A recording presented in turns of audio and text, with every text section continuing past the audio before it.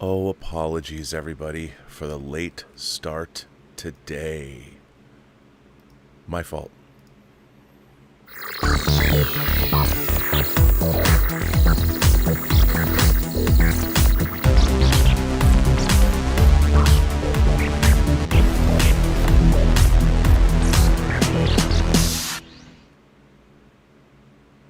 Well, greetings, imagination connoisseurs. Once again, it's Laser Bob coming at you from 1987. Oh, well, how time flies, because now I'm the Pharaoh of Physical Media from 2024. Or I'm just me today, Robert Meyer Burnett, here in the Rob Observatory. And this is, of course, Let's Get Physical Media. I think it's like 168. I don't know. Are you keeping count? I'm sure somebody is. Somebody on the Discord will contact me and say, hey, it's the wrong number of show. But it really doesn't matter. It's the same show every week. Same quips, same stuff, but you keep coming back because you love us. Or at least you love one of us. And I'm going to bring him right to you, all the way from Saarbrücken, Deutschland, Mr. Dieter, Bastian Dieter. How are you, my friend?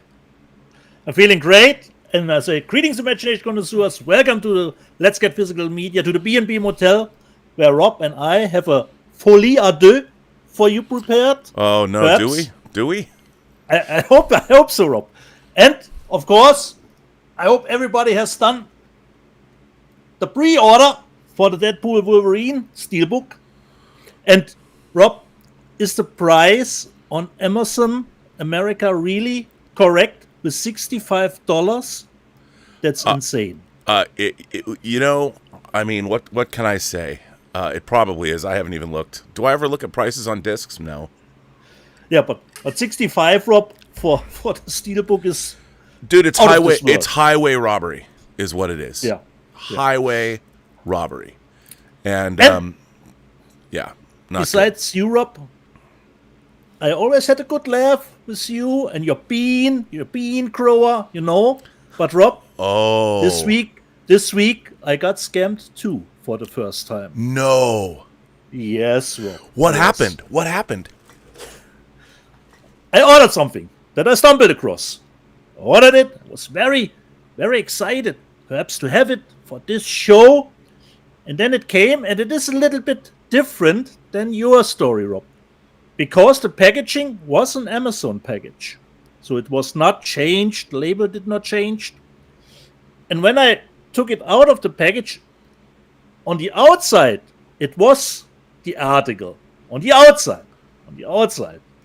But then I thought, this looks strange, and I don't want to give it away because I have sent it back and I will get another one, a replacement. Let's see if the replacement is the right one, and I will show it next week. And then I thought, this is strange. I expected something of a media book. This looks strange.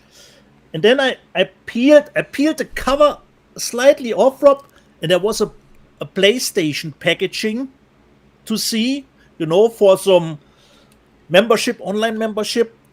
I opened it up.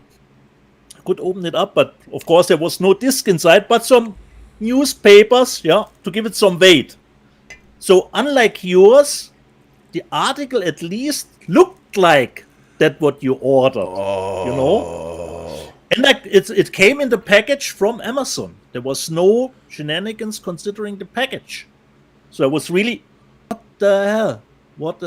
So I did send it back. I will try to get a replacement, and hopefully the replacement is the right article. But this has never happened to me, Rob. Rob's not the only one. Wow. At least it's not and but you ordered from Amazon.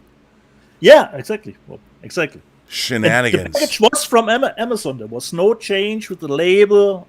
And the article, like I said, from the outside, it looked like the article. So the scam has even started at the beginning, So were you ordering it from a secondary seller through Amazon? No, it's what was coming from Amazon, Rob. It was not a third-party seller.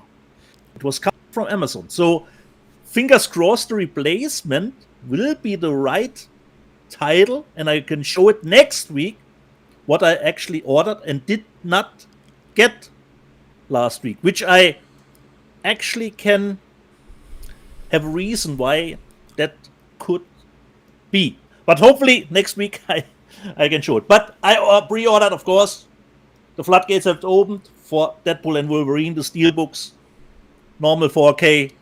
But I had problems, or let's say, in the 3D version.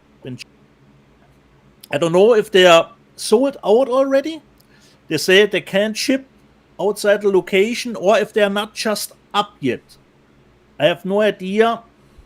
I had luck, and I could go to US Asia to do an order there, but just for the normal version, because I just want to have the 3D version. But considering the other stuff in Japan, I was not lucky. But I got the normal steelbooks here, which come around at $37 here, but not $65, because there were some YouTube videos about the American price for those steels. But perhaps it's just a little bit of a placeholder, and the price will go down when they will get released. But Rob, speaking of Folie à Deux, have you seen it, Rob? Yes. I have too, Rob. And I would say, just like with the substance, we will go into it at the end of the show. If people want to stay, we will talk about it. Just quick, Rob, for me, I quite enjoyed it, I have to say. I didn't the hatred of the movie at all. So for me, it won't get a buzzer. From Europe, I enjoyed it as well. Okay, we will get back to it later.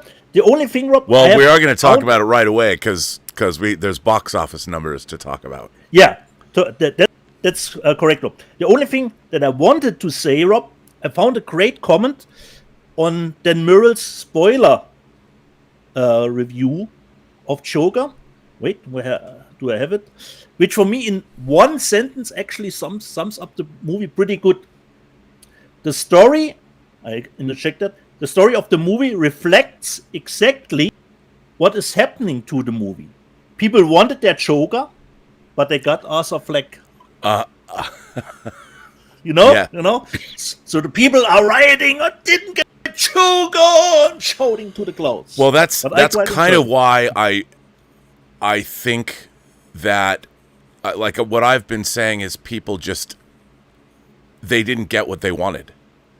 Yeah, and I think that's the point of the movie. Yeah. So when I read that comment, Rob, I think that the movie is actually genius to some degree. Well, yeah. But we will get back to it later. But Rob, how is the box office, considering there were fan screenings on Monday already, which I don't think Warner just stopped doing those fan screenings at the time. It didn't help with The Flash, and it certainly didn't help now with Joker.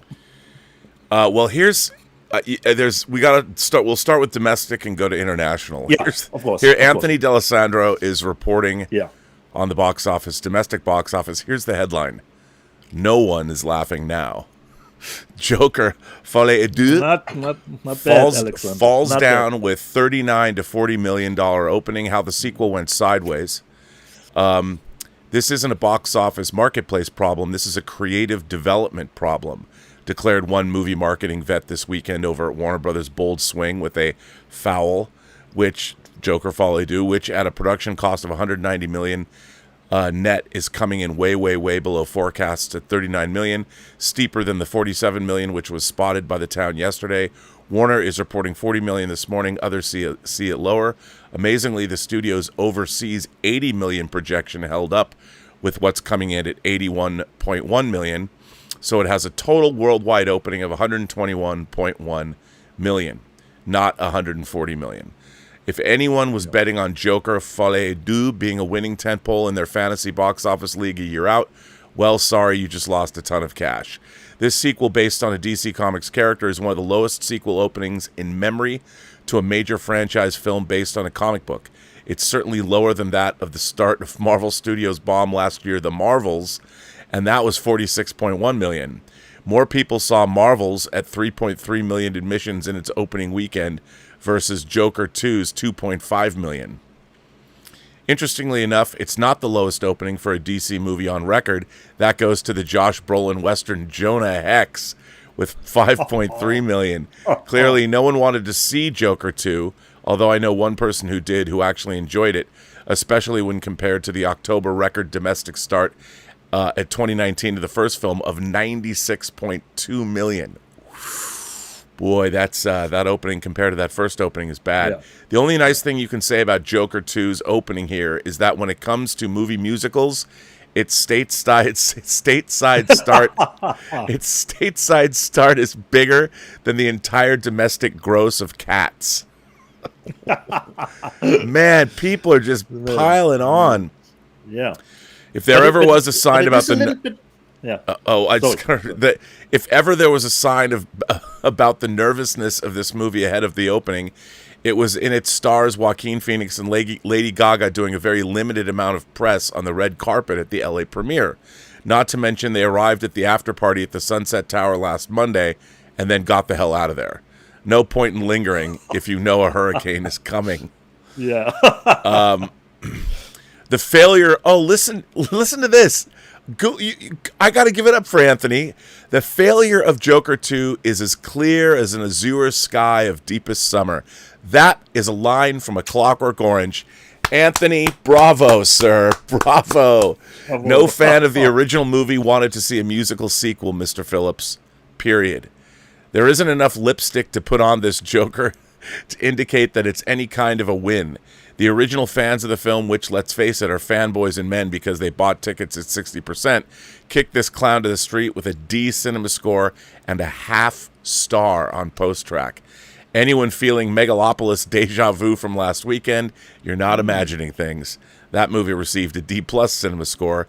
The difference here, of course, is that Warner spent more marketing than Zoetrope and Lionsgate to get this Joaquin Phoenix Lady Gaga sequel some cultural global relevance.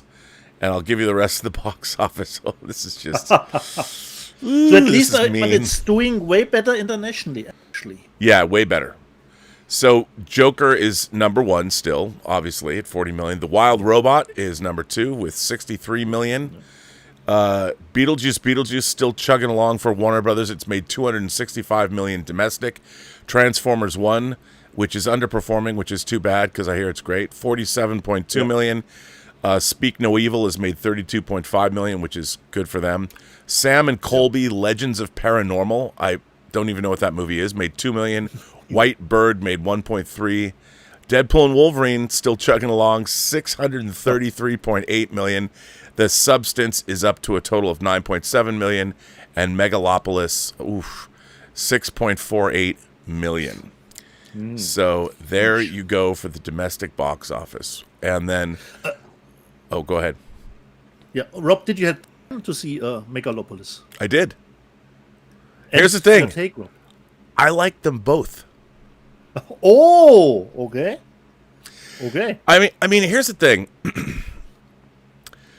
Like, Megalopolis is just a wacky movie. It's just a wacky, and, you know, we love our wacky movies. And I don't know if it was a good movie, but I really enjoyed watching it. Okay.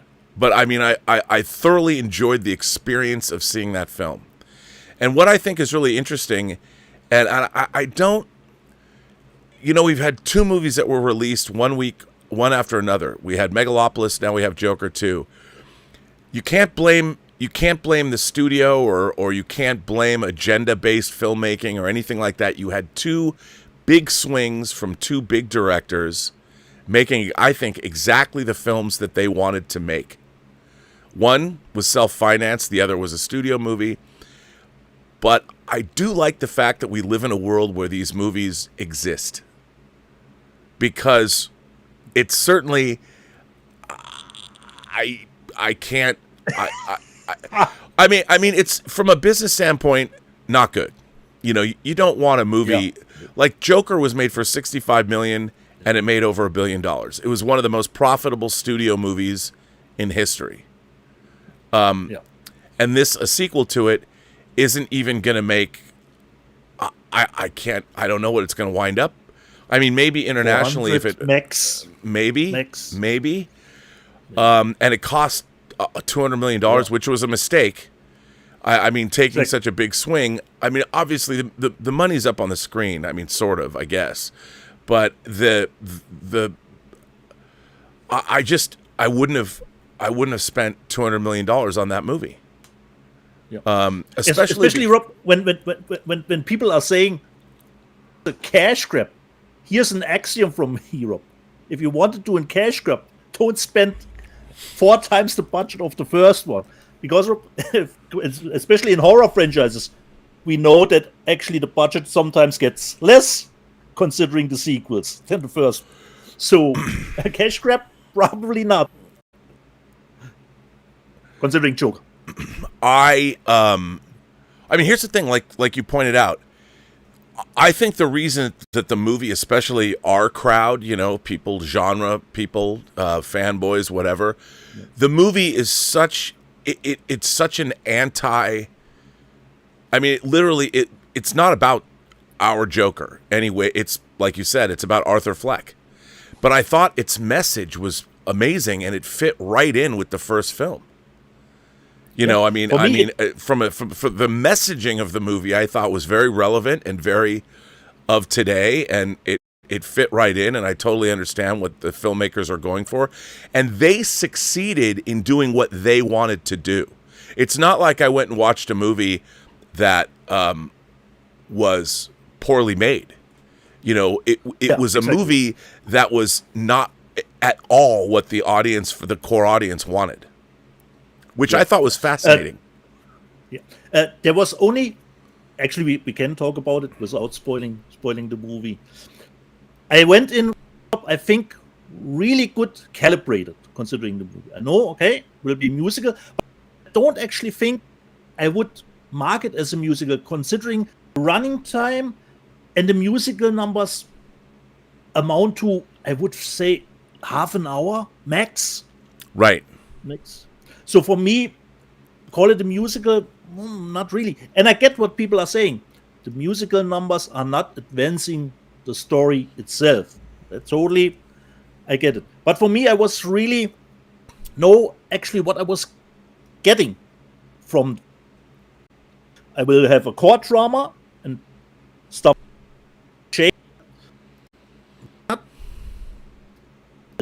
But the Rob, they always use the scene with the two, dancing on the stairs, which is not in the movie. So from the marketing, misled perhaps the people a little bit, especially with that scene, with Harley and him wreaking havoc across Gotham or something like that. So, but for me, just like you said, from the audiovisual side, there's nothing to complain of this. No. Looked fantastic, sounded fantastic, and for me, I quite enjoyed the journey, and I think with that ending, I enjoyed it. Enjoyed it. Yeah, I mean, and the ending. Rob, considering the physical media release of Joker, Folie à Deux, would you consider, if you were the director, if I would come to you and say, can we make a Blu-ray as the second Blu-ray without the musical numbers? You say yes. Oh, if you were the director and you had final say in it, I know the musical stuff with the musical is the director's cut, but would you say as an extra a Blu-ray without the musical numbers? I would. That would be very interesting. Because the movie would still function. Yeah. I mean, it would. That's a very. I mean, I have to say, I quite enjoyed the musical numbers. Yeah, me too, Rob. And I'm not a music guy, so for me, I was really had a nice calibration for the movie. What to expect? Yeah, I mean, but I can understand why it's been rejected. I mean, people don't just dislike this movie. I mean, I'm getting people. My friend Adrian Iscaria, who's a producer, he said it was unwatchable, and the people are having such a vehement response to this film, and I I get it. I mean, I understand.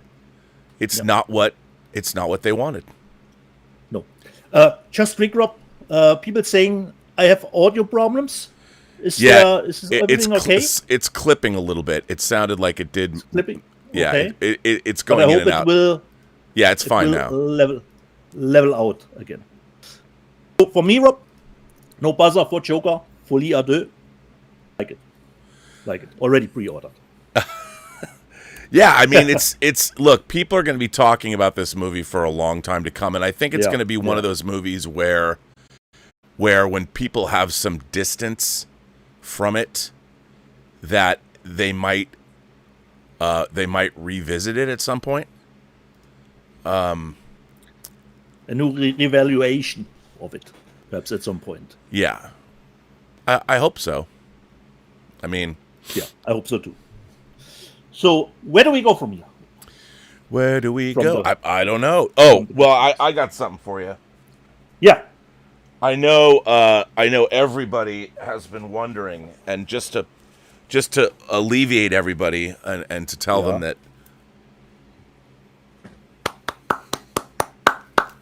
Nice. Thank you very much.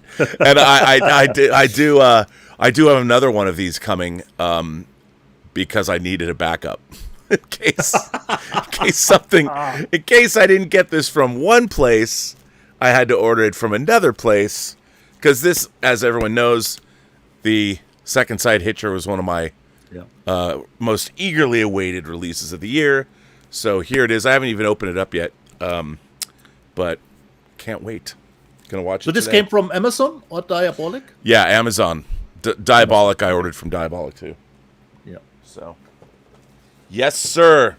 Sorry. What else did you get? Oh, well, I got my steelbook of The Stand, the original miniseries, which I love. The Stand. I'm a big fan of this miniseries, even though it was done on the cheap. It's still great. I love it. I love this steelbook. I love that they made. And by the way, this was not easy to find. I had to do some digging to find this sucker. Yeah. So I got that. And then, just because I think we were on, and somebody said about Song of the South, someone said they said this was 4K. I bought. It's not 4K, but it looks pretty good. So this is my third copy of Song of the South I have on Blu-ray. So sue me, Disney. Brand me a racist. Rob, was that the Spanish release? I have no idea. That you order? No clue. Wasn't there the Spanish release that you ordered? No, okay. But it looks pretty legit. They did a pretty good job. And then from a Criterion sale, I finally got my Greg Araki's Me too, Rob. Me too. Teen Apocalypse trilogy. Totally fucked up the Doom Generation and Noir. These movies are great, and they truly are fucked up. These movies go to some dark, dark, dark places. Yeah, it's good stuff. Now, for those of you, Totally Fucked Up is only on Blu-ray. It is not in 4K. But the Doom Generation and Nowhere are in 4K. But they all come on Blu-ray. And then you've got the Doom Generation. And by the way, the Doom Generation is a movie that I had on a DVD. I know it came out... It did come out on Blu-ray, but I'm glad to have it on 4K. Again, Totally Fucked Up. I had VHSs. Now I can replace DVDs, so I can replace it with this. This is a very nice set. If you like these movies are not for everybody. They're very special. Yeah, they truly are fucked up. Fucked up movies. Fucked up, butcha. What else did I get? Oh, to go with Song of the South. Woody Allen's movie. I've never even seen it. I'm a huge Woody Allen fan. No, he didn't do it. He's been accused of doing. It was investigated by 2 different states, and he was exonerated back in the 90s. Why this keeps coming up, I don't know. Coup de chance. And by the way, he did not marry his stepdaughter or his adopted daughter. Andre Previn. That's why her name is Soon-Yi Previn. Adopted her. Anyway, just wanted to say that. Coup de chance. I've never seen this. The movie made in French. Have not seen that. And I finally got, speaking of, I realized I hadn't bought One from the Heart yet either. So nice. Francis Coppola's One from the Heart, and this is it's a different cut, reprise. I believe. Isn't it a different version? Yeah, of the movie? yeah. It's got both versions of the film in here, so that's pretty cool. And then I got from Severin. I think they were waiting to they had to do some disc replacements, but I got Dario Argento's. Oh, nice. Bruh. Yeah, so I got those. I got more to show. I got great boxes from Kino Lorber and from Warner Archive, which I'll show later. So that's exciting. Yay me. Then I would say I show my titles, which are not that many, because Rob, you showed some of those already. I've got Coffee and Cake movie. No, not on the Orient Express. 4K from Kino Lorber. That looks really good, by the way. Yeah.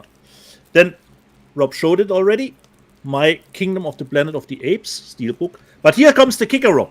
Have you watched the special feature on that? Rob, it's missing from the European releases. No. Yes. I didn't know that, Rob. I didn't know that.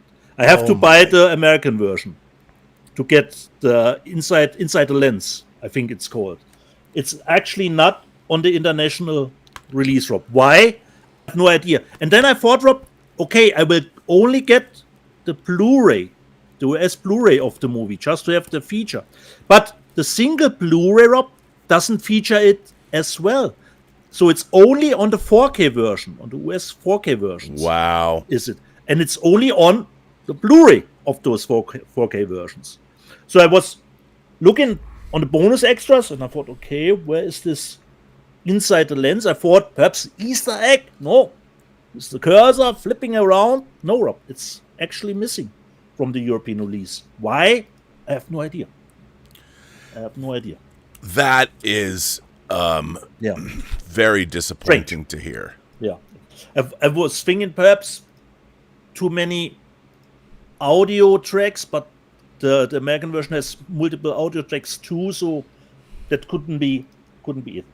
Then the most successful movie of the year, I had to get, even if I'm not the biggest fan of the first one, Inside Out 2, the steelbook, which looks pretty nice. Oh, that's cool. I like that steelbook. Right there on the back with the different emotions, and of course, fork and normal. Unfortunately, I would really love to have, especially an animated movie in 3D, but unfortunately, there is no 3D available, so only steelbook 4K.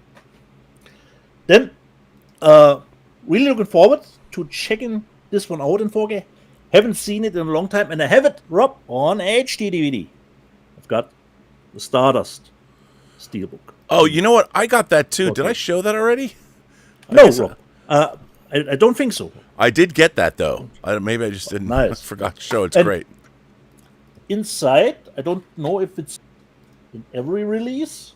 This is the steelbook here from Italy. It comes with some art cards. Oh, mine didn't. Postcards.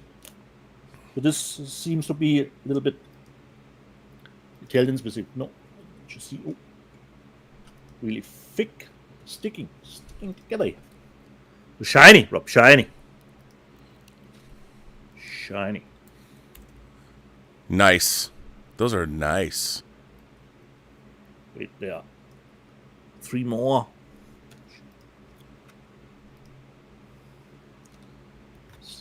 And Robert as the last one. And then, Rob, wouldn't you know it? I bought a Warner Archive title. What do you say now? You bought a Warner Archive title. Title. Good what do you say now? You. I'm like, wow, the trash panda is moving up in the world. You showed it, Rob, and I thought, like Jones. Oh, there you go. That's a good. That is a. I approve. That is a fine. Okay. I'm sure George Feltenstein will be happy that you purchased a Warner Archive title. That is very exciting. Speaking of George Feltenstein, I have an announcement to make. Okay. I have an announcement to make that involves George, and it also involves you, Dieter. It involves you. So this is people are going to love this. So mark your calendars. On Sunday, December 15th, we have a very special Let's Get Physical Media show. You want to know who's going to be on that show? Okay, let me know, Rob. You and I. Oh, okay. Elliot Cohen from the UK, who love Ellie Cohen. Jeff from Films at Home. Heath from Serial at Midnight. George Feltenstein from Warner Brothers. Bill Hunt and writer of True Noir, Max Allan Collins. We are having a huge roundtable show where we are going to discuss our favorite releases of 2024 and the future of physical media. Ooh. Some of your favorite physical media YouTubers, a Warner Brothers executive, Bill Hunt, and Max Allan Collins. Come on. I've always wanted to stream with Elliot, hear his dulcet tones in his voice. I put it together. So how great's that going to be? That's a party, Rob. That's a party. It's a party. So mark your calendars. We're only the best for our audience. We are bringing you the noise on December 15th. So I have 3 last titles to show, Rob. I've got the Black and Chrome edition, Rob, of Furiosa, which comes in the steelbook that most people have, but just without the color. But this is just a 4K for the Black and Chrome edition, so no Blu-ray in this set. Rob, you will show something, I see. Well, since you brought it up, you brought it up, I have the Furiosa. Blu-ray, and I have 4K. I had to get the steelbook. Yeah. I have every other Mad Max movie, but I had to get this. Nice. I had to get the 5 film collection. I haven't even opened this yet, but this is awesome. This artwork is dope. Wow. So that's a digi. Yeah, look at this. I mean, this is awesome. I'm really glad I have this. It's huge. Nice.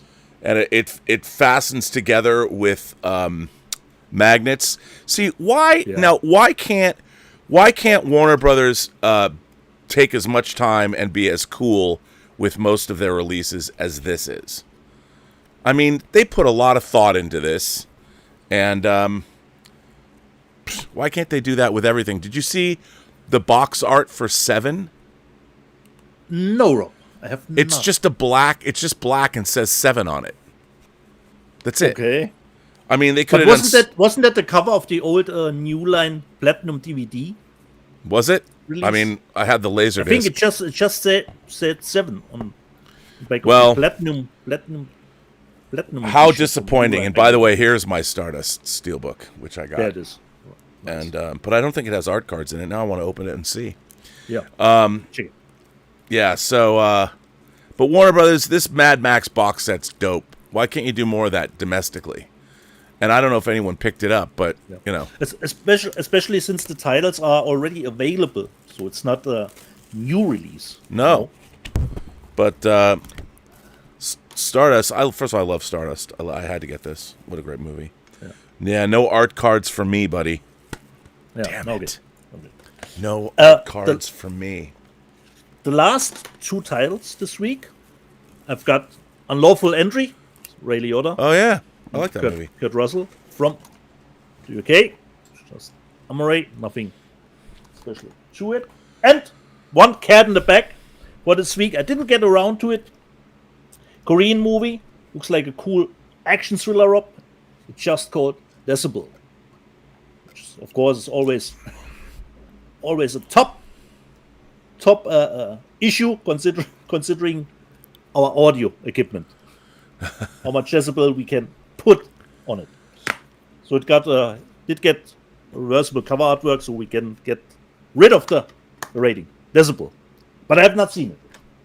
So this was my haul. For and a fine haul it is. I got to tell you, some of my audio system hadn't been working. My when we were raising puppies, the third batch of puppies chewed through my rear surround channel speakers. So they chewed through the wires. So I'm revamping, I'm rewiring my entire sound system to put it back. They also ate the subwoofer cable too. Ooh. Yeah, the most important cable wrong. Yeah, no, it was just not good. So I'm fixing all of that. We have some super chats. People are firing in some super chats. Why don't I start from the beginning? Man of War 665, Neighbor of the Beast, is an Imagination Connoisseur, a member. We had a great member call yesterday, so we'll have one in 2 weeks. Garrett Groover says, which Western should get a 4K release? For me, it's Tombstone. The 30th anniversary was last year, and Disney did nothing for it. Not even a digital upgrade. What a bummer. Yeah. I'd love to get Garrett. Yeah, Tombstone. I'm sure Sony will get all that stuff out. I hope with their new deal. We haven't seen hide nor hair of what they're going to do with the Disney catalog, but that's distressing. Terrier has been a member of the channel for 42 months, which is great. Great to hear. Thanks, Terrier. Appreciate that. A World in Pajamas. Tracy is here. Well, hello, Tracy. Oh, this is distressing. Tracy says, I got asked to leave a karaoke bar yesterday. I didn't know it was conservative, and I sang White Rabbit. Their fault. It was on their playlist. It was on the playlist. At least I was in tune. Ever been told to leave a bar? I've never been told to leave a bar because they know that I don't get belligerent. I keep on drinking. Wow. I've never heard that. A conservative bar that won't let you sing a little Jefferson Airplane, won't let you bust out your Grace Slick stylings. That is really strange. Why? That because it's about drug use. So you got 86 from a bar. What? I can't even imagine. You never tell a woman to leave a bar. Why would you do that? Especially if it was a karaoke number. So. Yeah, God. Next time, sing Eric Clapton's Cocaine and see what they sound or can you sing Love in an Elevator or Ragdoll or something like that? Or will you get thrown out for that too? Cancel. That's terrible. Tracy's been a member of the channel for 25 months. Thank you for that. Garrett Groover says, which Tony Scott movies would you want in 4K? The ones that aren't out, I want Crimson Tide. I would like most of Tony Scott's movies in 4K. I would like The Hunger, please, Warner Brothers, The Hunger in 4K. I would like Crimson Tide in 4K. I would like the Kevin Costner movie Revenge in 4K because I love that movie. Help me out, Rob. The movie with Denzel Washington, Men on Fire, was it? Oh my God! Yeah, I was going to say that. Man on Fire, absolutely. Domino. What's the title? Men on Fire. Yeah, it's Man on Fire. Domino, exactly. Domino. Just give me give me his entire catalog in 4K. Yeah. Give me a box set. Even stuff like isn't Unstoppable, even like Deja Vu and all that stuff. Give them all to me. I want all Tony Scott movies in 4K. Why not? Garrett Groover goes, what about you? Yeah, like I said, Men on Fire, like every Tony Scott movie. Yeah. Garrett Groover also says... Black Rain? Black Rain's Ridley Scott.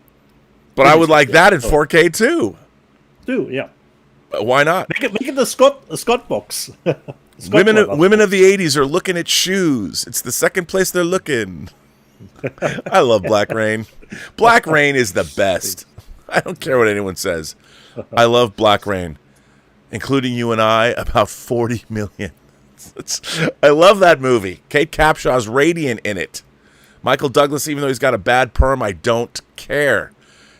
The character he's playing is ridiculous, and I love him. Nick Conklin.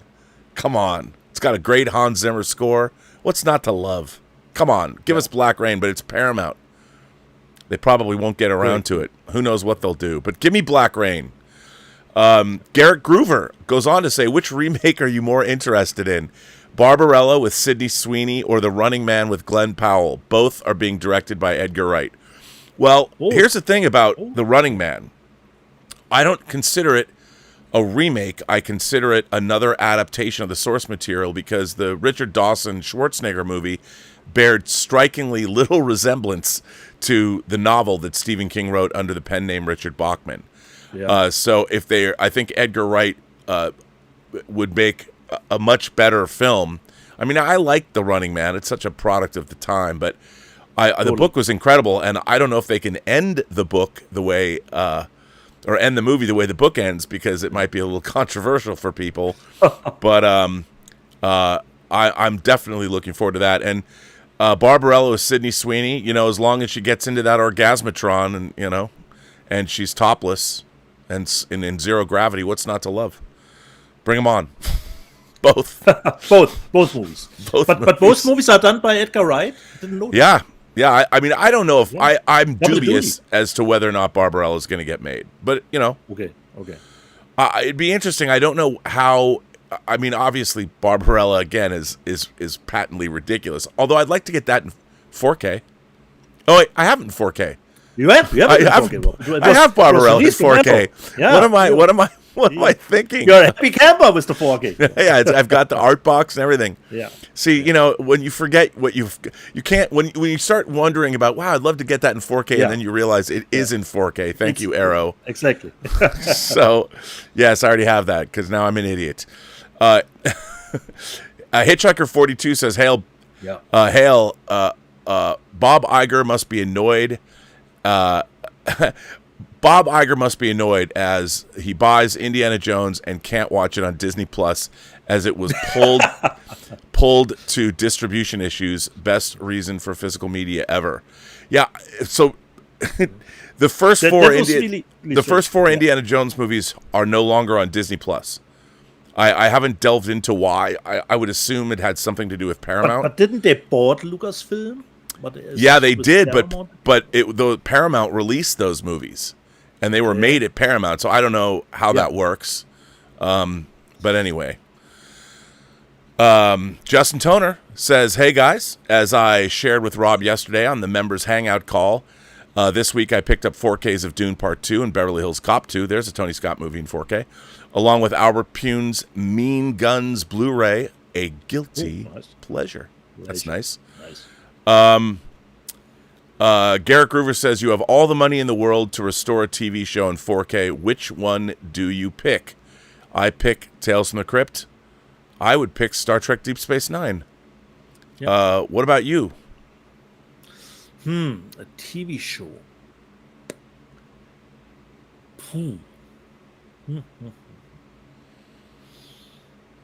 Starsky and Hutch. Ooh. I'd get that. Yeah, I like that.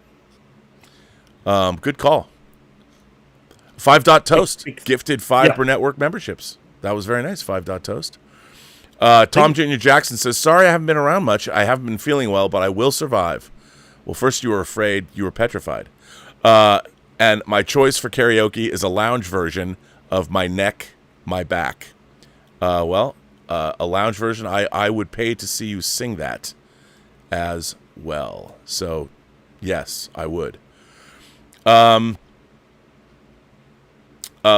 Logan says, "Bobby, how would Frank Spotnitz react to True Noir?" He would react well. I think that was from yesterday. But Robert, was great for me, considering Joker, Folie à Deux, to see Bill Smitrovich, because after the theatrical screening, I went over to Patrick and said, "You know what? The guy who played the judge will be in True Noir from Rob." He plays Nate Heller's Uncle Lewis, and he's really good. Yeah, I'm telling you, our True Noir cast is killing it. As a matter of fact, I've finished editing the first episode of True Noir. We have a few little things we have to drop in from our Walla group, but for the most part, it's finished. Stub McShave asks, if you had to do an evacuation due to a natural disaster, what movies or other pieces of entertainment would you take with you before everything is potentially destroyed? And is there something that you don't mind if it burns? You would need to pick a title that is probably out of print, because all the other titles you could get again. So it really has to be a title that is probably out of print. You're happy, Song of the South, that you just. Well, you know, I would take my Second Sight Dawn of the Dead box set. Okay. I would take that, and I would take my Legends of the Galactic Heroes $800 anime box set. Yeah. Those are the two things. But yeah, like you said, you can get everything else. Yeah. You can find. I mean, that's the thing. You can find. I mean, truly, you could find most things, but most things. Yeah. But those. So are the I don't two know things if I I would have take. something that is really out of print or very. Perhaps the Kill Bill set, because I don't have the HD version of the Japanese. Oh, that would be one. Yeah, the Japanese Kill Bill would be one to take too. Yeah. Kill Bill 1. Even if it's just on DVD. But I would. It is. It's just on DVD, but that's the only version. I can't watch the other versions of Kill Bill. Yeah. Exactly. You have to have. I don't. It's so crazy to me. I mean, I think that was a good compromise. So for those of you who don't know, in the United States, in Kill Bill 1, the House of Blue Leaves sequence, the big battle when she fights Crazy 88, a lot of it's in black and white because they had problems with the ratings. All over the board. world, Rob. Only in Japan. Only in Japan, but in Japan it's all in color and it's much more violent and longer, Rob. Not only in color and longer. It's so great, and I would never part with my Kill Bill discs. Especially if you see the sequence and then you watch the theatrical version, you detect the edits. Yeah, I don't know. I wish they would put out the whole bloody affair. Both versions put together. Yeah. Stubble says, he asks, is Dieter going to be a part of the 1000th episode? And what topic will you talk about? It would be funny if it was something else than what you usually talk about during Sundays. Well, I don't know. Do you want to be on the 1000th show? I promised Rob to make, I haven't done it, a little video for him that he can play so he can take a little bit of an absence of leave, get his legs working again for at least half an hour. But I haven't done that video, so I have to put some work into it.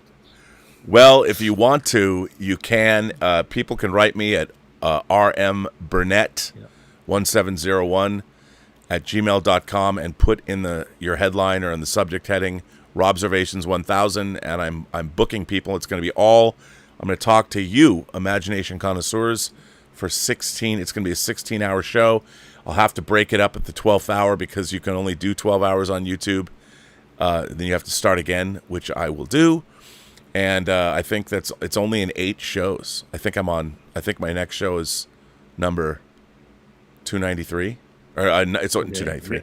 993. I don't know why I said 293.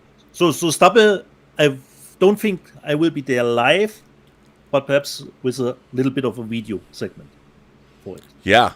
Let's do it. That'll be a lot of fun. So, yeah, we'll see what happens. Yeah. Okay. We're caught up, man. We are caught up. So, if you want, you can show the rest of your stuff. Yeah, I mean, I've got it. I've got the stuff that I've seen. I got a bunch of stuff from. Yeah. First of all, Kino Lorber sent me, Kino Lorber, God bless Kino Lorber, one of the sponsors of this channel. They sent me the Elliot Page movie, Close to You, on DVD. I've heard about it. Yeah, me too, and I haven't seen it. It's too bad it's only on DVD, though. It bums me out when independent. It's like Tango Shalom. We finish it in 4K, but we couldn't get a 4K release. It's only on DVD, but here's the new Elliot Page movie. Close to You. That's pretty cool. I was happy to have that, and I have no idea. I have no idea what else. No 4Ks from him. Season 4 of Babylon Berlin, which I like. Oh, nice. So, and this is odd. Obviously, I hear good things about the show, but I've never gotten around to it. and they had sent me. I had got this is from Warner Brothers. Warner Brothers sent this to me, the complete 6th season of Sheldon, but they'd sent me the box set of Sheldon as well. Is that not in the box set? I don't know. So that's 6th season. Monsieur Vincent came from Kino. And this is a World War II story, which I wanted to see this movie, The Boy in the Woods. They sent me that. Okay, nice. And then a movie I saw on cable many times, Mary Steenburgen, Peter Coyote, and Rip Torn in Cross Creek. And then, of course, oops, sorry, I didn't mean to do that. When Kino Lorber sends me Italian movies like this, it just makes my day. Riot in a Woman's Prison. Come on now. Come on. And part of their Raro label. Bangers all. Every time I get a Raro disc, I'm like, yeah, it's always Italian crime thrillers or something great. So thank you, Kino Lorber. You know, yeah, there was no 4Ks in it, but still, joy to be had. Joy to be had. And then Warner Brothers, Warner Archive. Man, they're eclectic. They sent me Top Cat, the animated series. I mean, I'm saving all this for when Elizabeth's daughters have grandkids, you know, or we have grandkids running around. So I'll have all this animation to go with all my Disney stuff. And then Johnny Quest. Warner Archive, 2 Johnny Quest movies. Pretty cool. Haven't seen them. And then more of their regular fare, Bathing Beauty with Red Skelton. You know, there you go. And then Humphrey Bogart and Sidney Greenstreet in Conflict, which is always good. Nice. They always pick out. I love these classic covers. Thank you, George, for that. And George Stevens, I Remember Mama. Most of you might think when you see this movie of I Dismember Mama, which is a riff on this title, but hey, it's George Stevens. And then Orson Welles' production of Journey into Fear. So this is a great one to have, great movie to have. And now I have it on Warner Archive. It's a terse invitation to heart failure by fright. So there you go. Great to have this. Great selection from Warner Archive. We will talk about their upcoming titles in a few minutes because they have some good ones. So the 2 sponsors of the channel, Warner Archive and Kino Lorber, have sent those in. So thank you guys for doing that and keep up that damn good work. I mean, you know, Warner Archive just keeps pumping them out. And they have another title coming out. It's in the news, but they're putting out the John Cusack, Diane Lane movie, Must Love Dogs, which is a contemporary film. So that's coming out because they have a nice mix of contemporary stuff and classic stuff. So cool from them. Nice. Very exciting. Very exciting.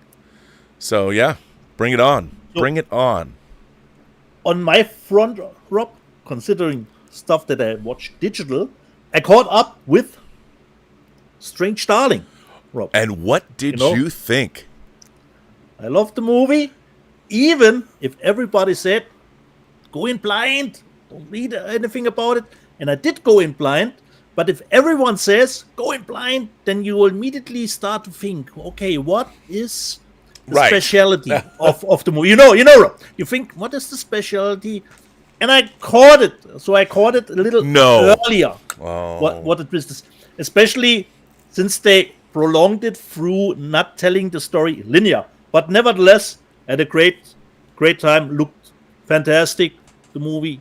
So I'm really looking forward to getting it on 4K. And I even knew Willa Fitzgerald already from the Scream series, the MTV Scream series, which I quite enjoyed. Strange Darling and The Substance are 2 of my favorite movies of the year. Yeah, totally. Then Lionsgate Can't Catch a Break, but I had a great time, Rob, with The Killer's Game with Dave Bautista and Sofia Boutella. So totally fine. Was a great setup. You know, he's of course hitman number 1. Dave Bautista gets diagnosed. He won't have to live that long, and then he puts a hit on himself, and then the doctor calls a little mistake. You know, you're not deadly ill, but he can take his offer off the table anymore, and then of course shenanigans ensues. So I really had a good time with it. Then, and in The Killer's Game, Rob, of course, our friend Scotty Atkins was in it. Yes, and he was. Was a was a really nice joke because with the wrestler Drew McIntyre, they both have Scottish accents. They did put in English subtitles when they were talking. But this was not the only movie with Scotty. I watched this direct-to-video movie, Take Cover, and it was really a fine one, Rob, considering direct-to-video. He plays a sniper who dodged a little bit of a job at the beginning, and then he wants, of course, take his leave, his absence from the job. But if you're in that kind of job, you're not getting out of it that easily. And he has to, take cover, Rob. Really nice one. Really nice one. So definitely in the upper third of his direct-to-video movies. Yesterday on Netflix, I watched the Korean action movie Officer Black Belt, which started actually as it would be an action comedy, Rob, but it got really dark because he helps out parole officers with people who are getting tracked by the ankle bracelets, and they are mostly sexual offenders, and it went strangely dark in the last half of it. But that really happens. Nice one. It happens. So really nice one. And the last one that I watched from Thailand is called Kitty the Killer, another killer movie, and it seems it is based on a graphic novel. Not bad. So a little bit in the middle, because I would have loved if the focus would actually be more on Kitty, but there were more people in the movie. She gets a new mentor. Then he was the focus, so the movie was lagging a little bit the focus of really on the central character, but not too bad as well. So this was my movies that I've seen this week. Nice. Besides Folie à Deux. Folie à Deux. Yeah, no, that sounds good. I really Stage Darling was my good. At home I haven't been really watching anything because I do nothing but edit True Noir, and we are planning on dropping True Noir at the end of the month. And so, nice. There's been some talk in our team whether we're going to release it all at once or weekly. I want to release an episode every week. Just because if we don't do that, I'm not going to be ready to launch at the end of the month. How many audio recordings do you have left? We have one more left with our star, and then everything else, the Walla Group, we're going to have 2 Walla Group recordings where we just record everything that we need. Little lines here and there, stuff like that. And the one thing that really got a great laugh out of me, considering True Noir, was that post on Instagram where Michael Rosenbaum did get showed something, and then the scenery changed into dude, sweet, dude, sweet. Well, so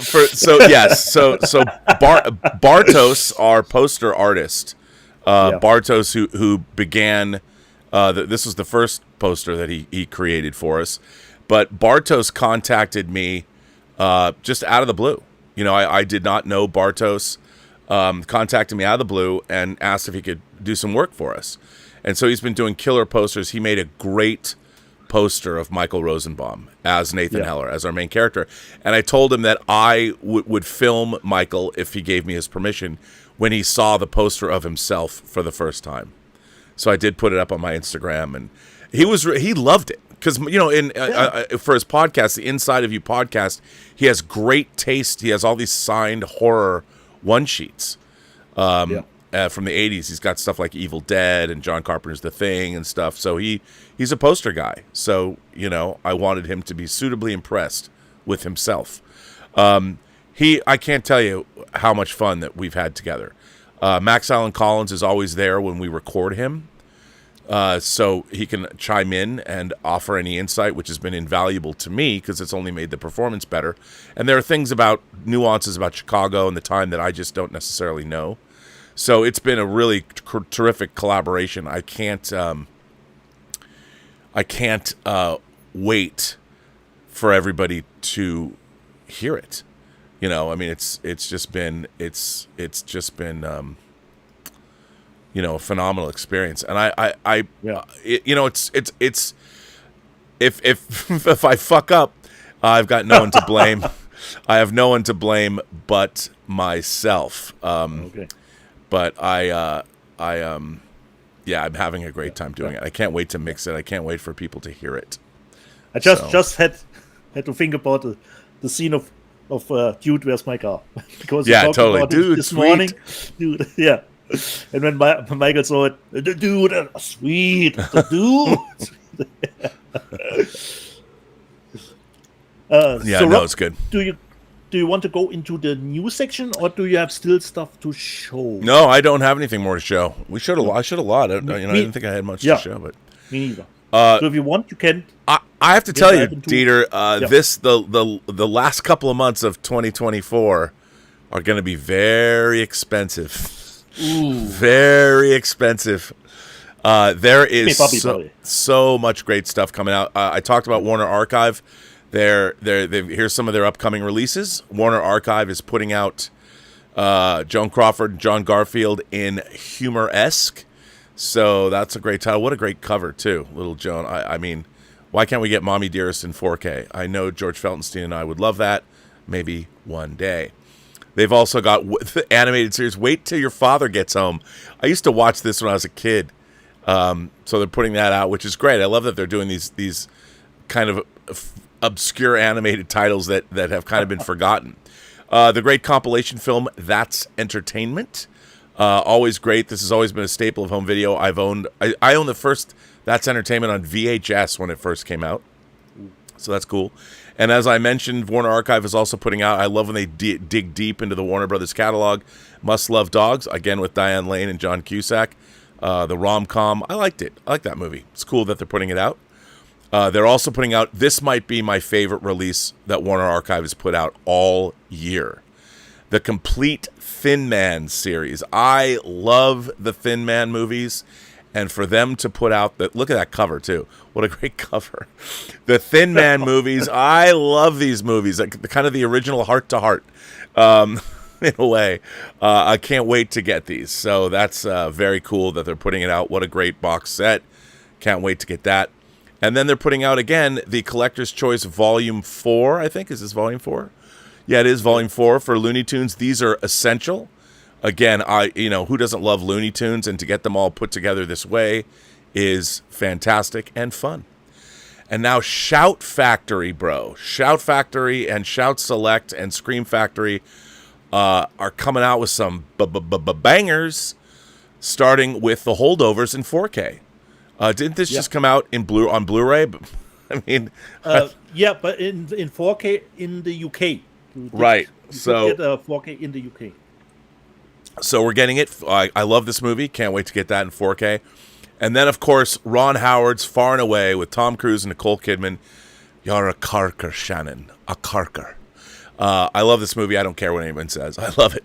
I love the land grab sequence. This movie's great. And it's in 4K. And it was shot in 65 millimeters. So, hey, I will unapologetically and unashamedly buy this movie. I love Tom Cruise movies. I love Nicole Kidman because she's a redhead. You know how I love redheads. So what's not to love? I don't care what you say. So there you go. They're also putting out the Golden Harvest Volume 2 Shining Stars box set. And why not? Why not get this? I have no reason why you shouldn't. But it's cool. The Shawscope ones I love. Golden Harvest, get those too. Why not? Then we've got Silent Night, Deadly Night in 4K. It's fine. If you guys like this, grab it. Pick it up. It's coming out.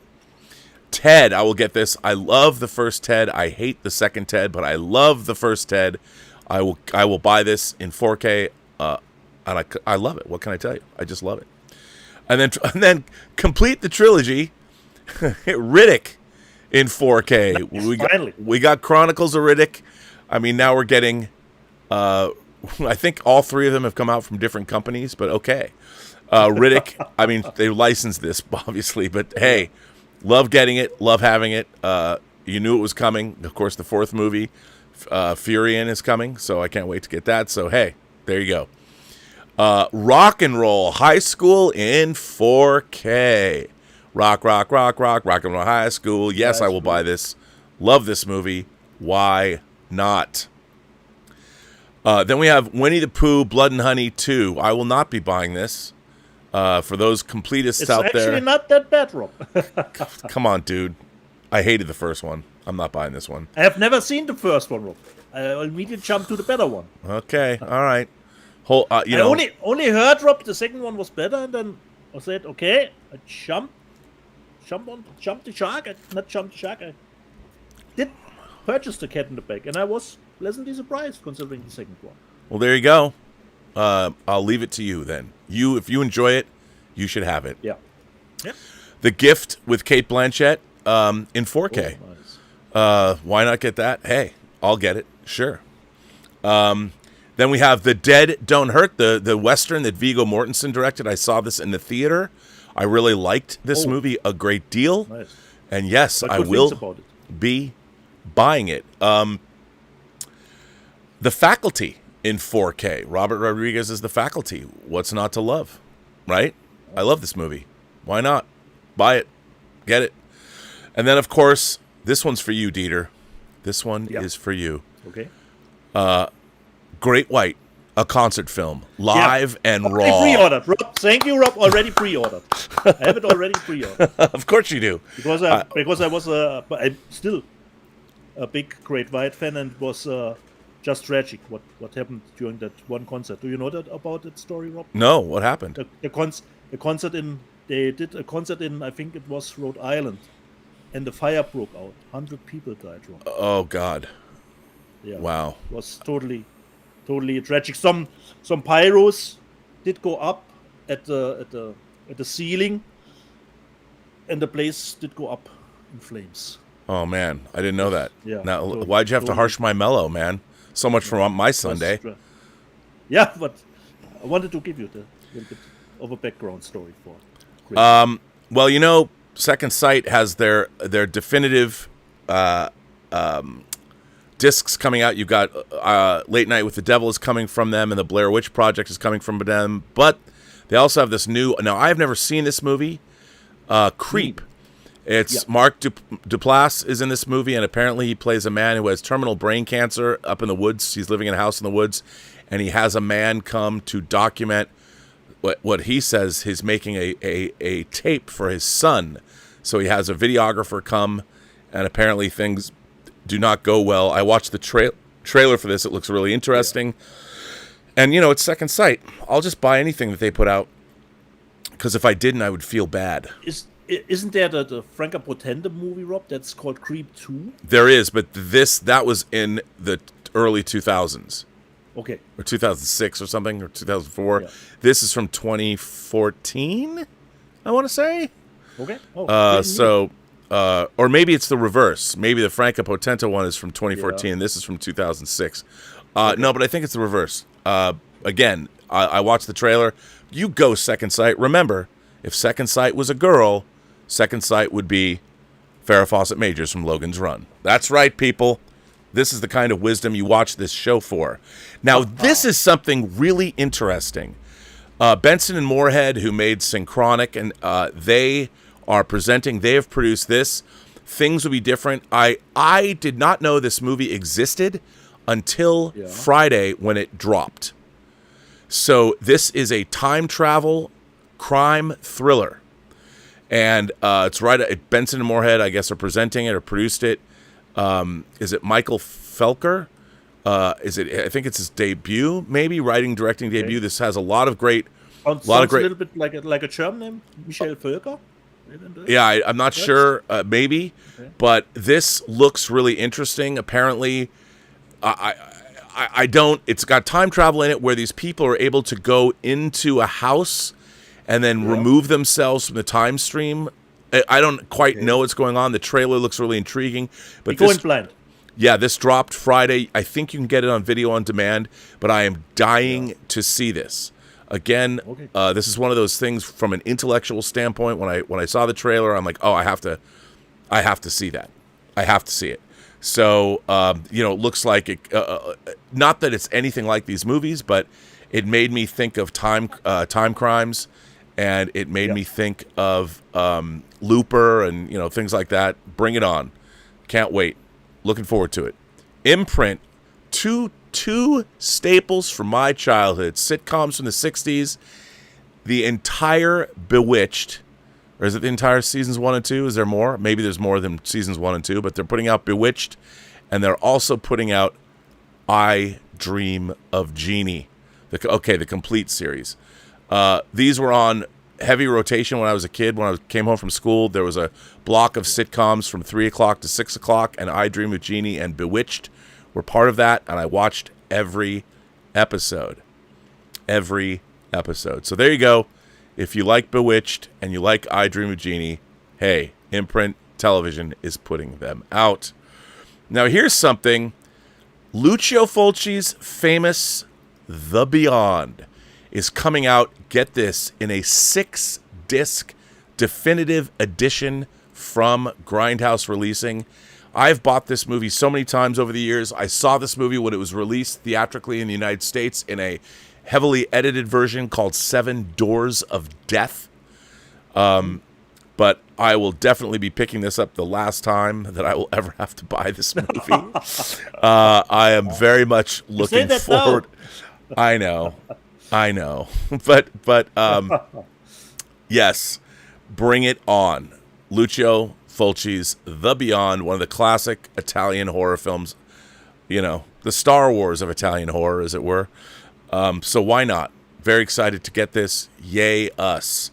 Now, even though it just came out in a beautiful, not just came out, but a beautiful, maybe a year ago, a beautiful steelbook, Quentin Tarantino's Pulp Fiction is celebrating its 30th anniversary this year. And Paramount is pulling out all the stops and giving us this 30th anniversary limited edition with a pop-up dance Jack Rabbit Slims thing, 3D pop-up scene, what is it called? A pop-up card. All of these, a photography contact sheet, lobby card reproductions, a deluxe hardcover slipcase. I really love this. Of course, I love the movie, but I don't know if I'm going to buy this because I do love the steelbook. Oh, who am I kidding? Of course I'm going to buy it. And so are you, right?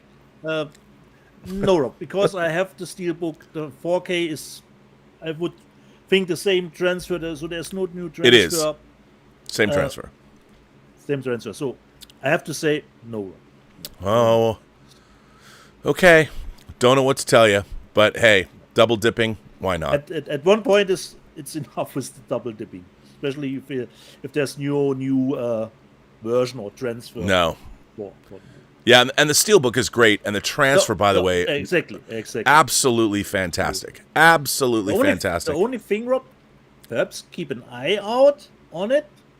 If it becomes a Schnäppchen, then I think this is going to be. I think this will be scooped up. I think it'll be gone. Yeah, good. It'll be gone.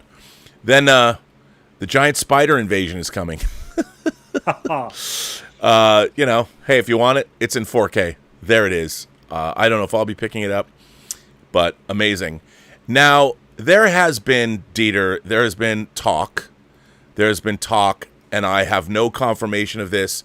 Vinegar Syndrome and their partner label has been putting out Paramount titles, like Little Darlings, cinematography, whatever, they pronounce it. They've been putting out Paramount stuff. They put out Going South. So there has been talk that Vinegar Syndrome or their partner label is going to put out Michael Mann's The Keep. The Keep. Yeah. Now, I've not heard definitive, but people are talking about it. I think somebody could have just made that up. I mean, I would love to see that because I do have the letterbox Laserdisc of The Keep, which I have, but I would love to get it in 4K. However, that's not what I'm about to talk about. They are putting out a Paramount title and a movie that I fucking love. Roman Polanski as Roman Polanski. Roman Polanski, he directed the movie and he stars in the movie The Tenant. Man, when I saw this movie for the first time, I couldn't. I mean, you have to see it, but what happens in this movie?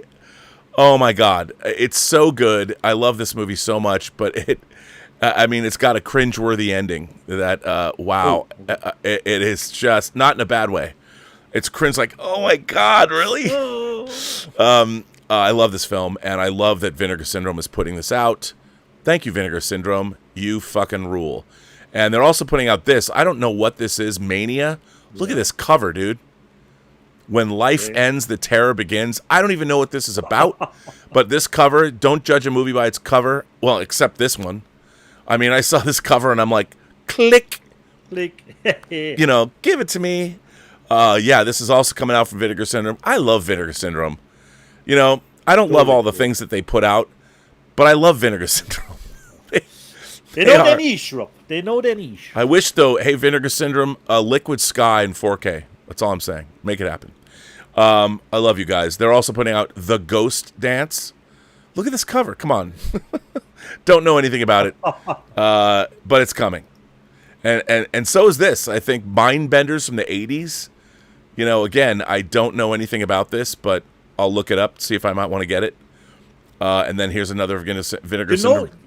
Dial D for Demons. You know how far they are reaching? If even you have never heard of those movies. Well, there's a lot, dude. Yeah, man. Even the depths of things that Vinegar Syndrome puts out. But that's what kind of makes it fun. You know, you buy stuff from Vinegar Syndrome and you're like, wow, why did I buy this? But it would be interesting to know if even Quentin would go, I have never heard of this movie. Yeah, man. I mean, yeah.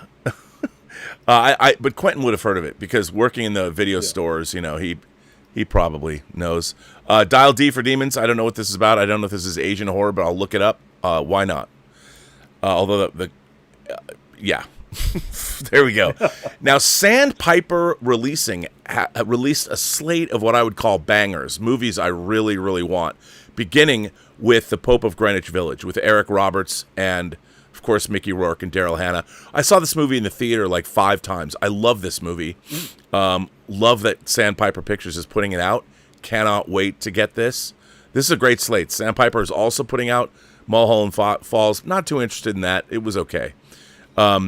But they are putting it out if you want it. Cast a Giant Shadow, which I don't know anything about either. But hey, it looks good.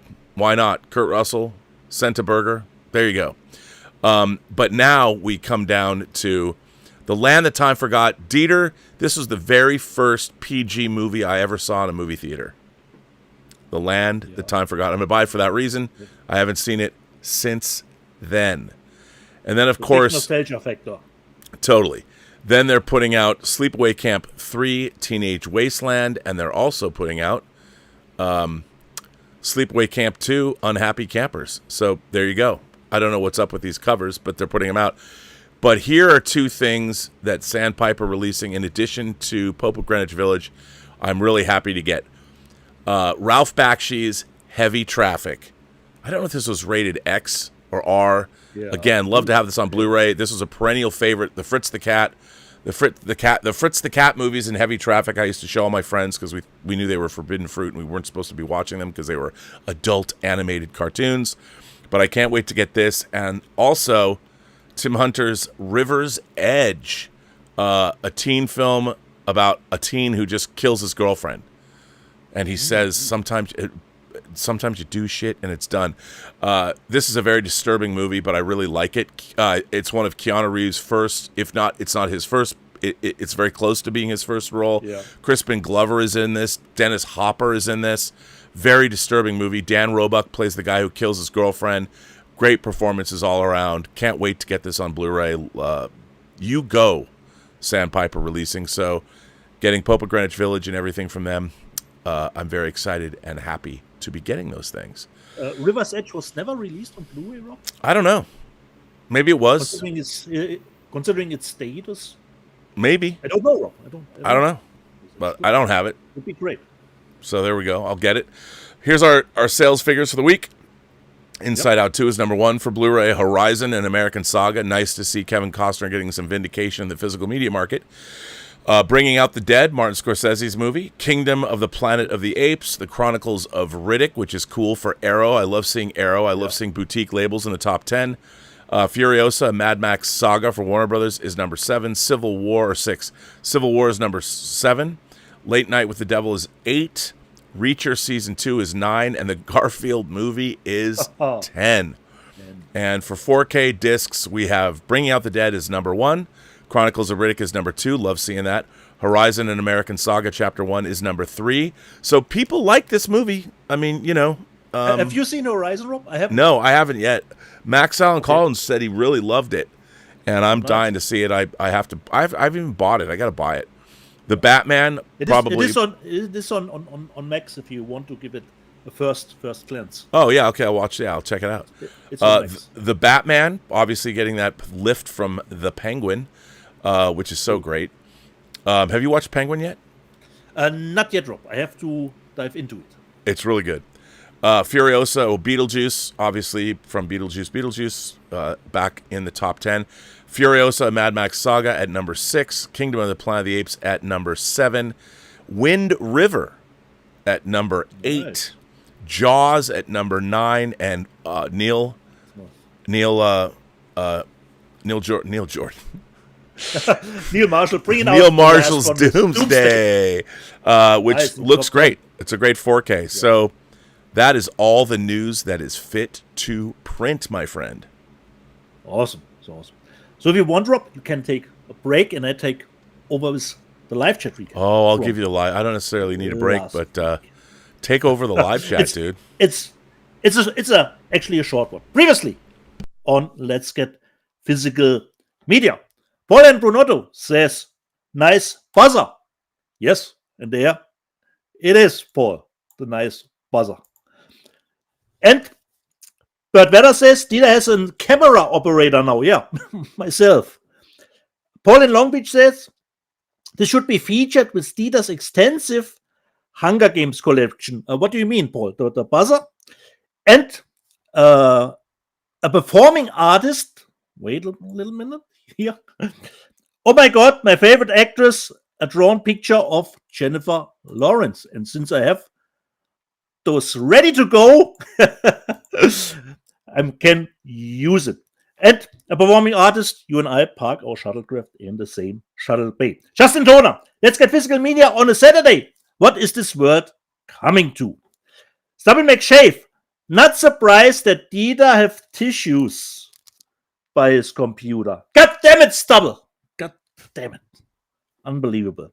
Bill Cortez, Dieter accent is legit as fuck. Okay, I take that.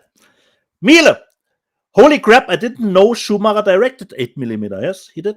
And Brian Johnson, 8mm was a wild movie.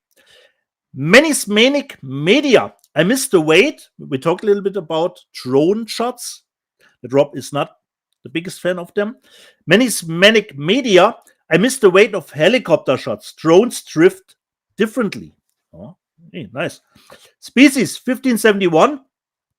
This is his last ever night shift, so normal from next week. Not entirely true. It was my last night shift on a Sunday. I still have night shift.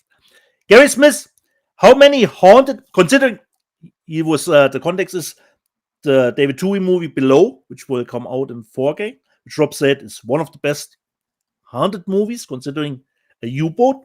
And Gary Smith says, how many haunted submarines movies are there? He's not that wrong. Not enough. Not enough. Tom Jr. Jackson, considering The Big Bang Theory, my favorite episode of The Big Bang is when James Earl Jones rings Carrie Fisher's doorbell and runs off. Exactly, Tom. That was one of the great ones. Blue Sunrise, I saw the trailer for Megalopolis and I gotta say it didn't intrigue me. No? But I think we should give it a shot. Joe, damn, Deadpool Wolverine 3D import pre-order sold out already. Yeah, Joe, I hope that the Japanese one will get to be sold. Perhaps it's not even possible at the moment to order them. Alpetal, I love Doomsday just for using Frankie Goes to Hollywood 2 Tribes as a song. Necromechanimal.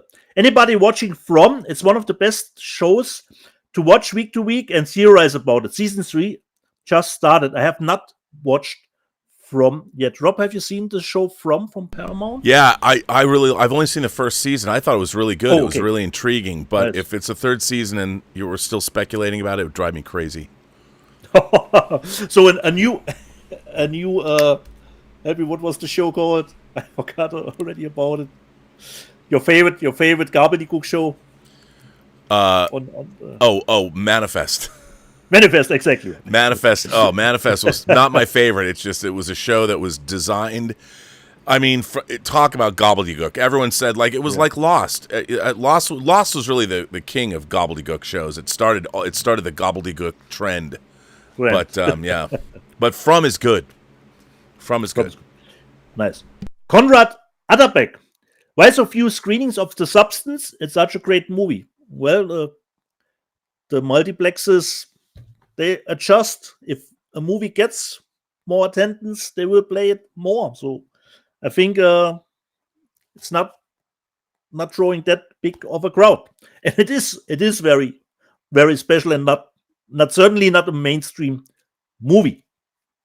And Rob talked a little bit about last week watching Empire of the Sun instead of having a date. And Miele says, I gave up a threesome with 2 Japanese girls for Force Awakens opening night. Let me just think about it. A threesome with 2 Japanese instead of Force Awakens. Now that we know how Force Awakens turned out, you get the buzzer, Miele. You get the buzzer.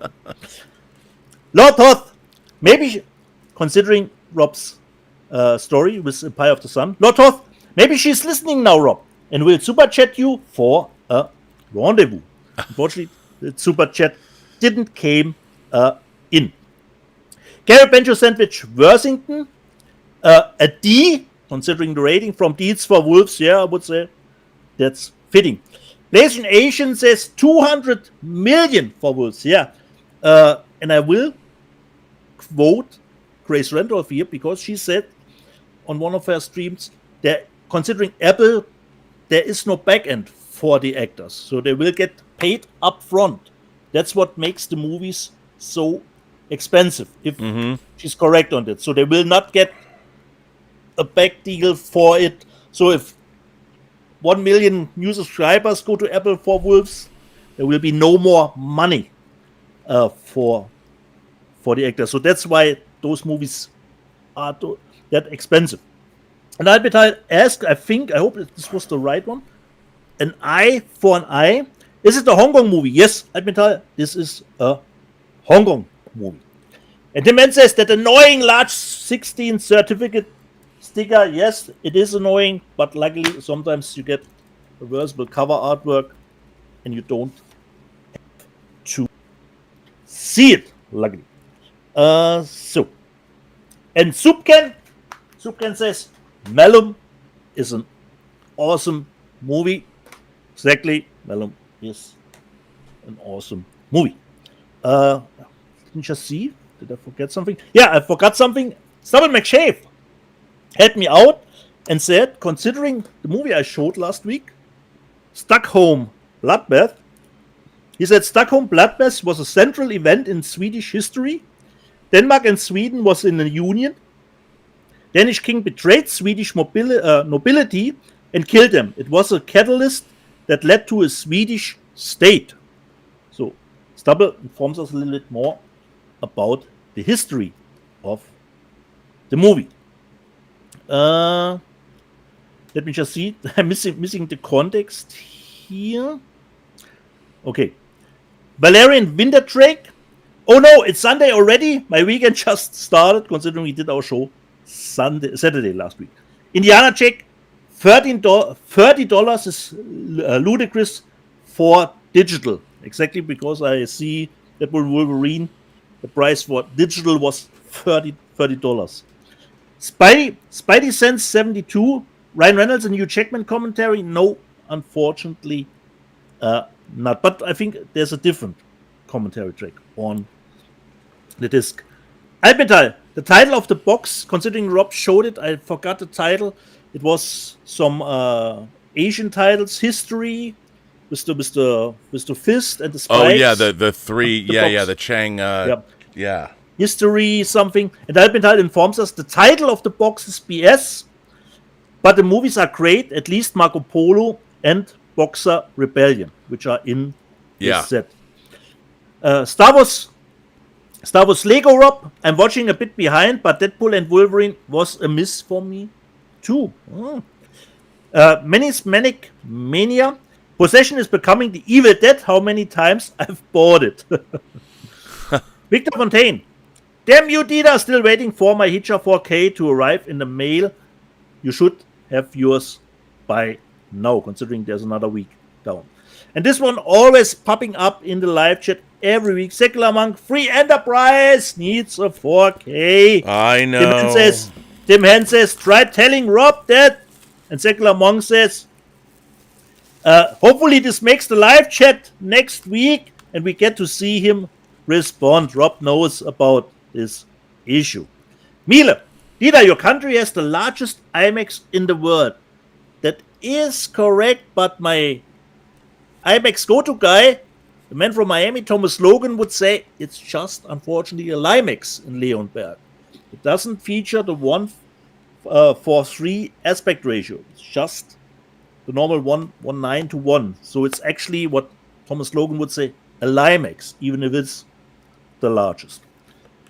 Alpetal, Dieter, I'm surprised that the substance is certificate here rated 16 in cinemas here. Yeah, Alpetal, considering the movie back in the day, it would probably be 18 censored cut, but it's more of an art house movie, so 16 is the right one in this day and age. A Word in Pyjamas.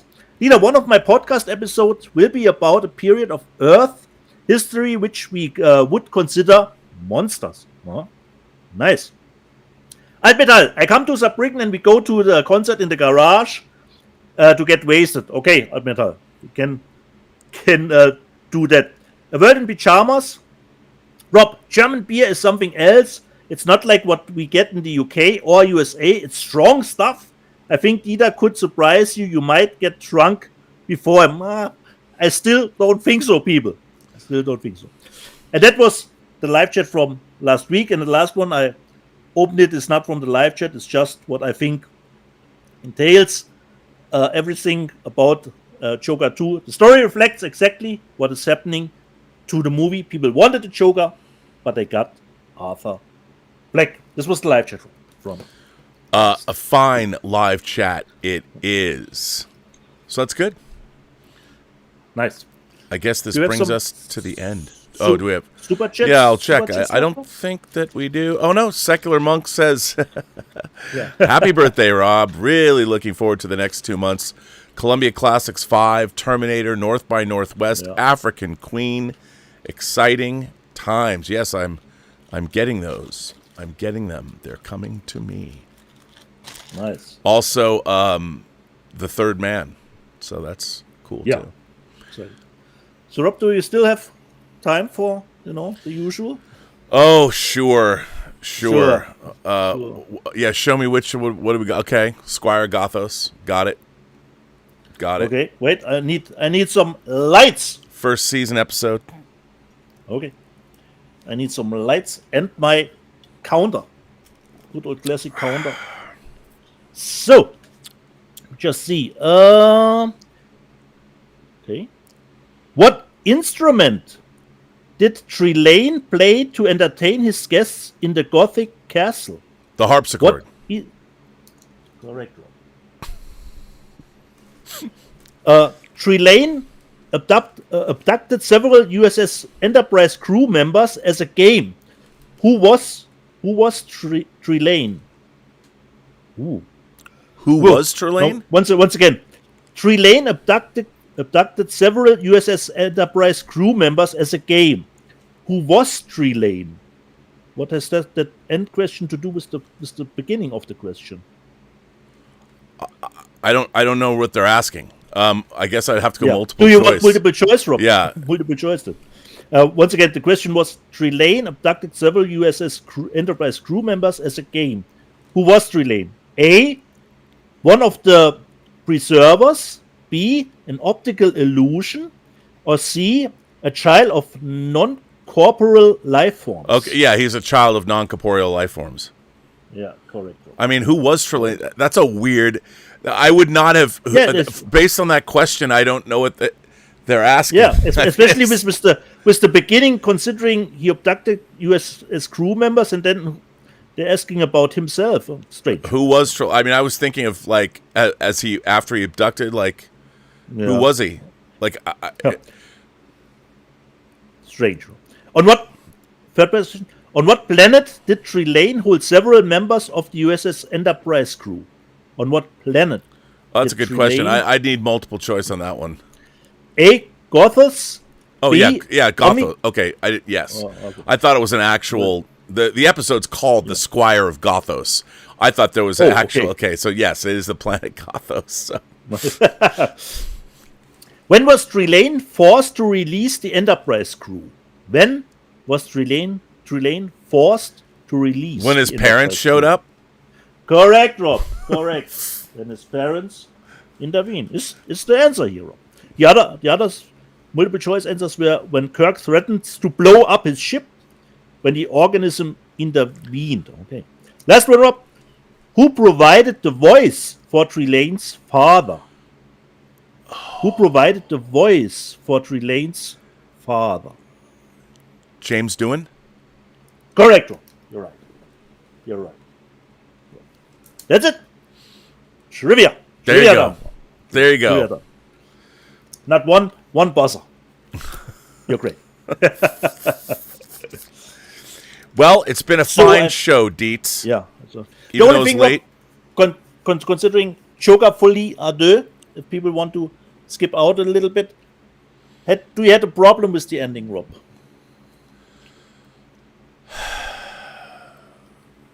No. Me neither. I mean, they do something at the end that leads you to believe that this is not, that the actual Joker is not Arthur Fleck, and somebody takes on that, which is fine. Yeah, you know, it just left the spark, Rob. Just left the spark for. Yeah, I mean, but I think that the movie ends. You know, again, here's the thing. The problem that I have with the ending is it's trying to have its cake and eat it too, in that these two Joker movies are kind of set in their own universe, and then by doing what they did at the end of the movie, they're like, nope, it's actually in the Batman universe. I mean, I know you meet Thomas Wayne and you hear about all that stuff and young Bruce, but I know that it kind of leaves things a bit open. But it doesn't bother me. I just thought that, okay. I mean, Arthur's fate felt like that's what needed to happen to him. And I thought the movie was, overall, it's not the movie anybody wanted to see, because what's really interesting is that they wanted that revolutionary Joker, that figure.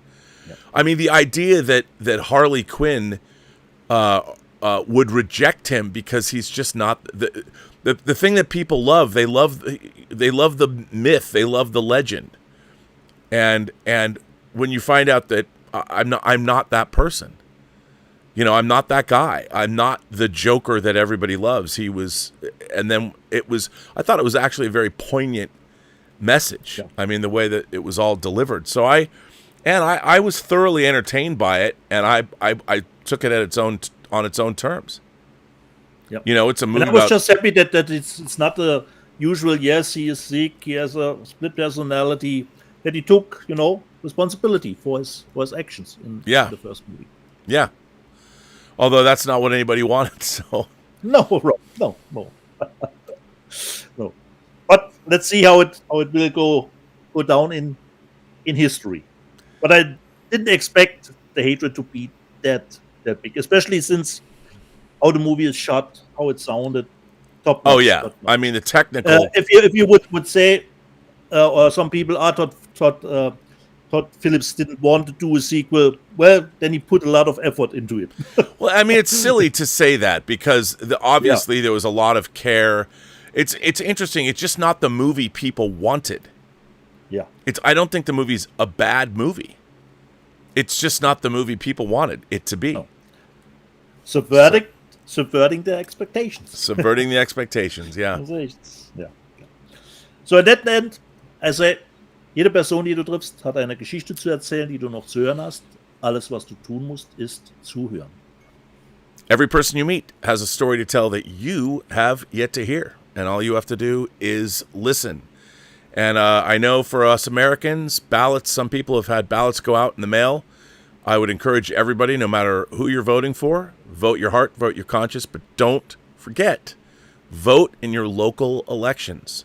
Local elections are as important, if not more important, than the federal election coming up. So when you vote, I encourage everybody to go out and vote. Get that sticker that says, I voted. Wear it proudly. Wear it proudly. But, vote your heart, vote your conscience, but vote in local elections, vote in all elections. It's coming up. And we have a last super chat coming in, Rob, from Care About You. How many discs did you buy this week?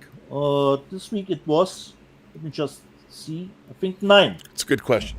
Or 10 if you count the Craig Araki set as multiple movies. But I had already paid for that. So Yeah.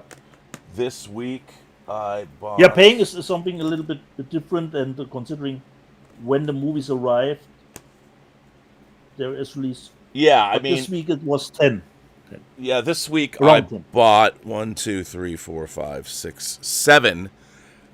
This was the stuff that I bought this week. But again, I didn't buy them this week. I got them this week. Yeah. Because, I bought the Teen Apocalypse trilogy at the Criterion sale. I don't buy Criterion discs anymore unless I'm buying them from Barnes & Noble where they're 50% off. Understandable. The Stephen King, I had to go to eBay for that. I did, but again, I didn't buy. I bought this. Who put this out, Rob? Who put this still? Paramount. Oh, okay. Yeah, and none of this stuff I actually bought this week. So they all came in like this. They had a mistake. They had a mistake on the disc, so they held off sending this to me. But so yeah, these are all bought. I usually So you don't have to use an exchange program. They are correct. Yeah, already. this one's correct already. I mean, it's kind of interesting because it's funny. I unless something. I mean, Amazon charges you for things, so stuff that comes from Amazon, you pay for that week. But for a lot of the boutique stuff, we pay like you're paying throughout the year. It's you paying it if I get a paycheck or something. Oops, I will. That's when I'll buy stuff. If I have money after the mortgage is paid and stuff like that. So, yeah. So of course, thanks to the moderators again, Justin Toner, Tom Jr. Yes. Jackson. I think Lord Toth is here too. Lord Toth. In the chat. Yeah. The usual 3 suspects. Yeah, thank you all for that, and thanks for everybody who generously supports the channel via super chats and tips and memberships. Yesterday we had a great member call. It was a lot of fun. And we should be back next week. I'm sorry that we started late today. That was my fault, and thanks for hanging out. We should be back next week. Rob, when is the New York Comic Con? We're not going. Okay. We were gonna go. We're not going to Comic Con only because I'm spending my time finishing the True Noir. That's what I'm doing. Yeah, I don't know. God, it would be wild to see. Mus Hussein says, "Hi guys, have you seen an '80s BBC sci-fi show, Blake 7? It's getting a high-def release this month, but with remastered CG effects. Keep up the great work." Oh yeah, I love Blake 7. I had bought the original 4 box. Blake 7 ran 4 seasons. I have the 4 box sets on DVD, and I will be buying. I love Blake 7. Blake 7 is an incredible science fiction series. I have never seen it, Rob. It never aired here in Germany. Oh, it's incredible, and the ending is jaw dropping. It's jaw dropping. Well, I remember I watched it when it was aired. It was airing on PBS or something, and I watched it all. And when it got to the end, I was like, "What? You can't do that!" And they did do that. Yes, we can. Yes, they did. So yes, So, that was yeah. definitely that was unexpected. But yeah, that's a great. The fact that they're remastering it, it looks like Doctor Who, where it was shot on videotape and then it has exterior Yeah. shot in 16 millimeter, and it'll be interesting to see. It has one of the most iconic spaceships from televised science fiction, the Liberator, which also gets destroyed in the show. But it's great stuff. I can't wait to get those new Nice. remastered discs. Nice. So Nice to yeah, know that. yep. So there you So go. people make up your mind about Folie à deux. And Folie you à don't deux. get the dance. You don't get the dancing scenes. Don't forget that it's not in the movie, and there is no jailbreak from himself in the movie. If you're No. expecting that, Yeah, no. Nope. no. So So, Rob, I would say we'll see you guys and girls next. be seeing you next week Week at the or something. proper time, not late. But thanks for sticking with us. And by the way, the Seahawks are playing now. They're top of the NFC West. Yeah. And I can tell you it was the end of the first quarter, and they were tied. And Secular Monk, just quick, not a super chat. but Ooh, he it's says- 7-0, 7-0, and we're at the top of the second quarter. So Seahawks have scored on the Giants. Yay. Nice. And Secular Monk says Deadpool and Wolverine, the price will go down until the release. Nice. Let's hope so. It should, because $65. It's That's insane. just insane. That's ridiculous. Yeah, that's insane. That's ridiculous. Disney. That's a shameless cash grab, Yeah, and that's totally, just totally, Rob. Totally. That's not. I mean, they take their movie that's really highway robbery. Nothing should Yeah, cost that totally. much. No. All right, man. Okay. Well, See you next week. I will see you next week. All right, people. See you later.